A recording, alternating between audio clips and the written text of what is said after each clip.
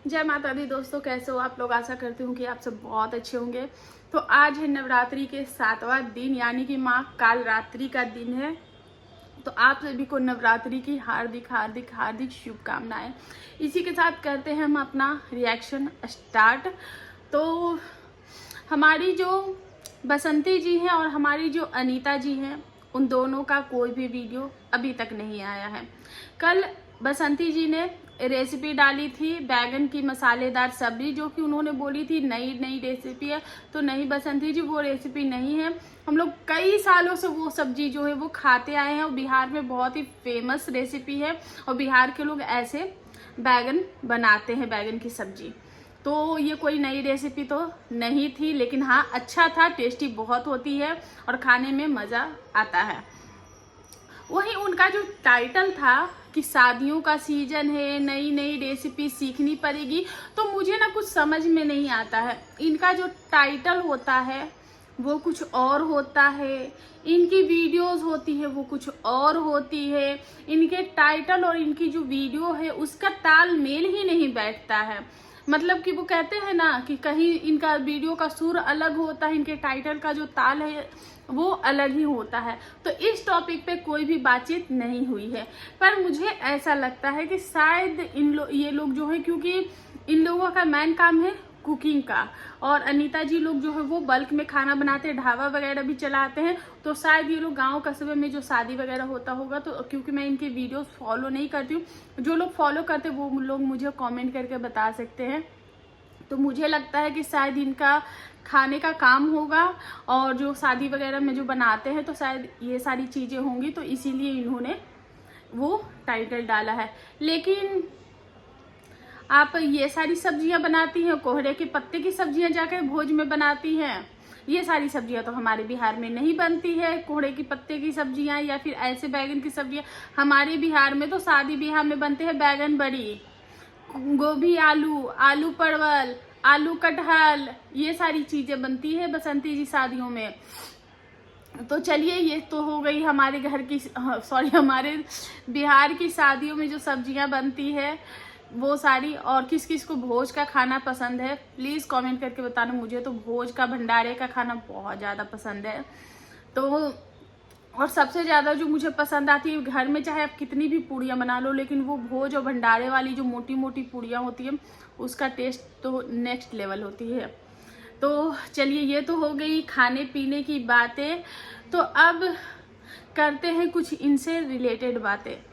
तो जब मैंने कल एक वीडियो डाला जिसमें मैंने ये पॉइंट रखा कि इन लोगों का जो है वो लाई डिटेक्टर टेस्ट होना चाहिए, तो बहुत सारे लोग मेरे से सहमत थे और बहुत सारे लोगों ने इस पे सहमति दिखाई है कि बिल्कुल ऐसा होना चाहिए। एक बहुत बड़ा सा कमेंट है, वो कमेंट मैं आपको पढ़ के सुना दूंगी या फिर मैं स्क्रीनशॉट लगा दूंगी। और बहुत ही प्यारे तरीके से उन्होंने अपनी बातों को रखा है, बिना किसी हेट कमेंट के, हेट फैलाए हुए। तो मैं उसको सिंपल वे में जो भी है, क्योंकि बहुत बड़ा सा कमेंट है और जब इतने बड़े कमेंट्स आते हैं तो इनको आपको जो है वो रिस्पेक्ट देनी होती है। नाम मुझे याद नहीं आ रहा है, लेकिन मैं नाम जो है वो मेंशन कर दूंगी उनका। तो उन्होंने बहुत ही अच्छे तरीके से अपनी बात जो है वो रखी है और मैं उनको वीडियोस के माध्यम से रिप्लाई देना चाहती हूँ। वैसे मैंने कमेंट पे दे दिया, लेकिन वीडियोस के माध्यम से भी रिप्लाई देना चाहती हूँ। तो उनका जो कहना था कि अगर जो बसंती हैं जो इस तरीके का इल्जाम लगा रही हैं लाला जी पे, और लाला जी लोगों को जो है वो अपने घर से जाना पड़ा, तो क्या जब ये केस हुआ होगा तो क्या बसंती से किसी भी तरीके का कोई प्रूफ नहीं लिया जाएगा? अगर बसंती के कपड़े फटे हैं तो उनसे नहीं पूछा जाएगा कि क्या वो कपड़े, कौन से कपड़े फटे थे तुम्हारे, वो कपड़े कहाँ हैं? तुम्हारे साथ अगर 5 लोगों ने ये चीजें की है तो वो कौन कौन से लोग थे? प्लस उन्होंने दादाजी कहाँ थे, क्योंकि दादाजी तो खुद से चल भी नहीं पाते, तो उस वक्त दादाजी कहाँ थे, नंदे कहाँ थी, अनीता जी एंड फैमिली कहाँ थी, बच्चे कहाँ थे? और जब आपके साथ ये सारी चीजें हुई तो उनसे प्रूफ नहीं मांगा जाएगा? उनका मेडिकल क्या नहीं होगा? और भी बहुत सारी बातें जो है वो उन्होंने कमेंट के माध्यम से लिखा हुआ था। और तो मैं उनको रिप्लाई देना चाहूँगी कि मेरी दूर के रिश्तेदार में ऐसी चीज़ें हो चुकी है, मतलब मेरे बहुत दूर के रिश्तेदार में, जैसे कि बहुत दूर के ही मान लो कि उनसे बस एक रिलेशन है, ऐसा दूर के रिश्तेदार है, तो उनके साथ ऐसी चीज़ें जो है वो हो चुकी हैं। तो उनका जब केस इस तरीके से आया था तो उन पे किसी ने एलिगेशन इसी तरीके के लगा दिए, क्योंकि वो एक पावरफुल इंसान थे, उनके पास उन्होंने कुछ पैसे दे रखे थे उनको, और जब वो पैसे लेने गए तो फिर गाली गलौज हुआ, क्योंकि उन्होंने पैसे दिए, वो बार बार पैसे अपने मांग रहे थे, उन्होंने पैसे नहीं दिए, तो उन्होंने जिन्होंने पैसे दिए थे, मेरे दूर के जो रिलेटिव थे, उन्होंने उनको गाली गलौज किया। अब उससे वो चिढ़ के उन्होंने क्या किया, अपनी पत्नी से जाके इस तरीके का एक एलिगेशन जो है वो लगवा दिया, जबकि पुलिस को पता थी कि ये जो केस है वो हल्का है। लेकिन इस चक्कर में 5 साल उनकी पूरी फैमिली जो है वो परेशान रही। 5 साल उनकी फैमिली, मतलब पूरा फैमिली जो है, 2, 2.5, 3 साल तो उनको इधर उधर भागना पड़ा, क्योंकि इस टाइप के केसेस और इस टाइप के जो केसेस होते हैं उस पे हमारे जो कानून है वो बिल्कुल सख्त है। भले ही न्याय देर से मिलता है, लेकिन इस पे कार्रवाई जो है वो उसी वक्त कर दी जाती है। वो लगभग 3 साल इधर से उधर उनका पूरा का पूरा फैमिली जो है वो उथल पुथल होके रह गया था, उनका फैमिली भी बर्बाद हो गया था। वो लोग पैसों से, हर एक चीज से वो लोग बर्बाद हो गए थे, और उनको मतलब कि तबाही जो बोलते हैं ना, वो तबाही आ गई थी। लास्ट में उनको पुलिस स्टेशन जाना पड़ा था, उनको सिचुएशन ऐसी बन गई कि उनको खुद सरेंडर करना पड़ गया था। और जब उन्होंने खुद से सरेंडर किया, सारी चीज़ों की जांच हुई, पड़ताल हुई, केस अभी भी जो है वो कोर्ट में चल ही रही है। तो ऐसी चीज़ों के लिए न्याय जो है वो नहीं मिलता है। तो 5 साल सोचो कि पूरी की पूरी फैमिली जो है वो तबाह हो गई है ऐसी चीज़ों के लिए। तो ऐसी चीज़ों में ऐसे जो केसेस होते हैं, इस पे हमारे जो कानून है बहुत ज़्यादा सख्त है। अगर लाला जी या उनकी फैमिली अगर पूरे हत्थे चढ़ गई तो अनीता जी को सपोर्ट देने वाला कौन है जो अनीता जी के, अगर घर के किसी एक मेंबर के साथ का भी नाम आता तो कम से कम 2 बंदे होते जो कि उनके पीछे लगे रहते, लेकिन यहाँ पे एक भी बंदा नहीं। इन्होंने बहुत ही स्मार्ट गेम खेला है। तो और कुछ लोग कह रहे हैं कि अनीता जी अगर केस वापस ले लेती है तो बसंती भी ले लेगी, तो ऐसे कैसे? उनके जो वकील ने उनको सलाह दिया है तो उन्होंने ऐसे थोड़ी ना सलाह दिया होगा। तो बहुत ही ये जो केस होता है, इस टाइप के जो केसेस होते हैं, और जो भी ऐसी औरतें हैं किसी का घर बर्बाद करती है, मैं हमेशा बोलती हूँ कि ऐसी औरतों के लिए जो है वो कड़ाही गर्म हो रही है। याद रखना, जो भी हैं आएंगे, मुझे कमेंट्स तो आएंगे, क्योंकि जिनके लिए मैं वीडियोस बना रही हूँ और वो कमेंट ना करे ऐसा तो हो ही नहीं सकता। मुझे कई सारे कमेंट्स आए हैं, बहुत ही घटिया लेवल के भी कमेंट्स आए हैं, और मुझे पता है कि अभी भी आएंगे। और वहीं पे एक कमेंट मुझे ऐसा आया है कि बसंती जी जो हैं उनका पति नहीं है, अनीता जी का पति तो फिर भी उनके साथ है, और बसंती जी का तो पति ही उसके साथ नहीं है। तो कहीं भी तो अनीता जी का पति है ना। तो मैंने जितने भी कमेंट्स हैं जिनको मैं पिक कर सकती थी, मैंने उनको कमेंट के माध्यम से भी रिप्लाई दिया है, लेकिन मैं अपनी बातें जो है वो ऑडियंस तक भी पहुंचाना चाहती हूँ। तो डियर, आपके पास पति नहीं है, वो भगवान के हाथ में था, वो इंसान के हाथ में नहीं था।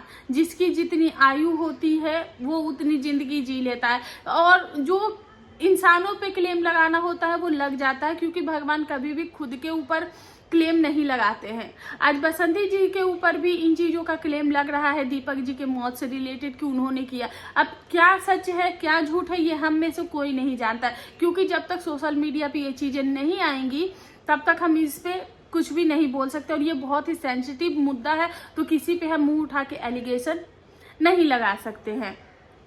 और क्या हुआ, कैसे हुआ, नहीं हुआ, वो भगवान जाने, और जिसकी जितनी आयु होती है वो उतना ही जिंदगी जीता है। पर इसका मतलब ये नहीं होता है कि मेरा पति नहीं है, अगर बसंती जी का पति नहीं है तो वो अनीता जी के साथ भी वही करेगी, उनका पति भी उनके पास नहीं रहे, ये तो समझदारी नहीं है।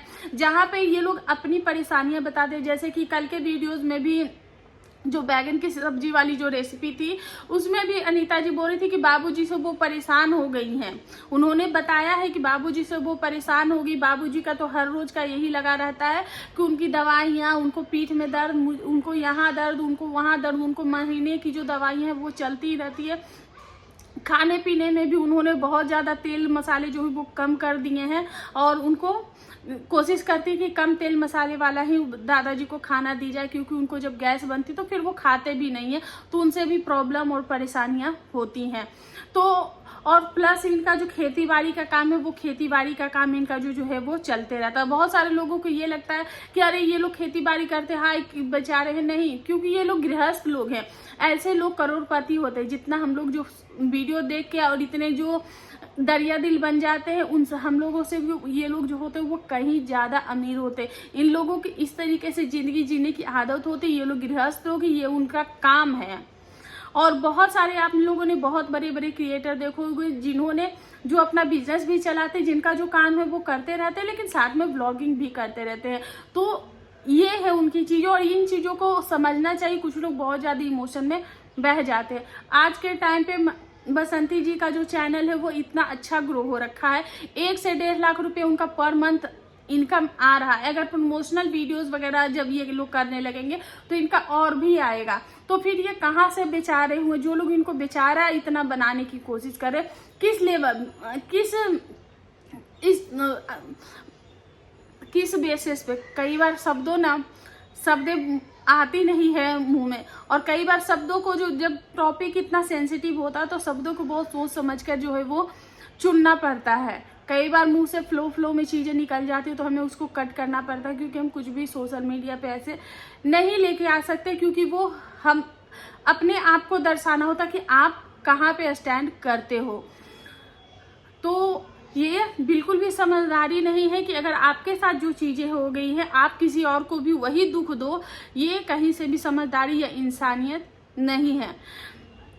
तो इसी टाइप के जो कमेंट्स है वो आ रहे हैं। और कुछ देखो, दादाजी से रिलेटेड भी बसंती जी के रिश्ते, और चाचा जी से भी आजकल जो है वो अनीता जी को जोड़ दिया है। तो मतलब कि ये जो फैमिली है वो कहाँ थी, कहाँ स्टैंड करती थी, और इस वक्त कहाँ पे है, आप समझ लो।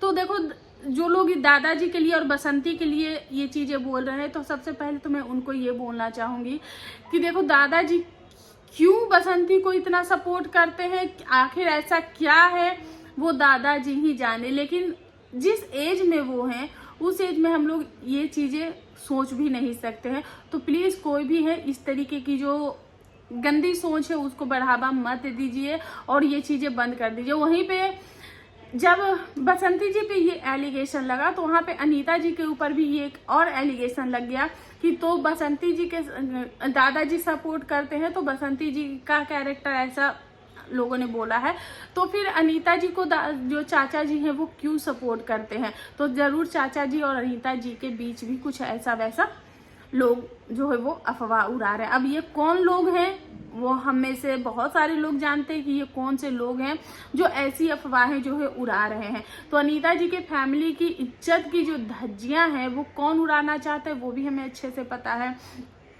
तो यही सारी चीजें जो है वो अभी फिलहाल चल रही हैं, लेकिन सिर्फ ये जो चीजें हैं वो रबर के जैसे खिंच रही है और इसका कोई भी समाधान नहीं है। जो लोग बसंती को बेचारा समझने की कोशिश करते हैं, चाहे वो अनीता जी हो चाहे वो बसंती जी हो, फैमिली इस वक्त दोनों की परेशान है।